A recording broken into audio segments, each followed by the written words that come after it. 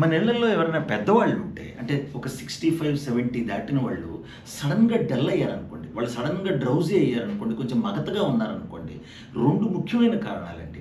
ఒకటి, వాళ్ళకి already sugar ఉంటే హైపోగ్లైసిమియా అంటే షుగర్ తగ్గిపోయి ఉండొచ్చు. నెంబర్ 1, వెంటనే షుగర్ చెక్ చేసేసుకోవాలి. ఇంట్లో గ్లూకోమీటర్ ఉంటే వెంటనే షుగర్ చెక్ చేసుకుని, ఒకవేళ బాగా 60 కంటే కిందకి వెళ్ళిపోయింది, లేకపోతే 80 కంటే కిందకి 60 కంటే కిందకి వెళ్ళిపోయింది అంటే వెంటనే వాళ్ళకి షుగర్ ఇవ్వాలి. నెంబర్ 2 కారణం ఏంటంటే హైపోనాట్రీమియా అంటే సోడియం తగ్గిపోవడం చాలా కామన్ కారణం. సోడియం తగ్గిపోయిందని ఎలా తెలుస్తుంది మనకి?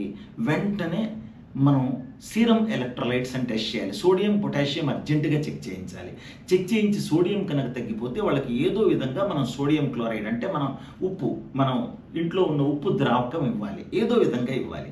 ఆ విధంగా రికవర్ అవుతారు.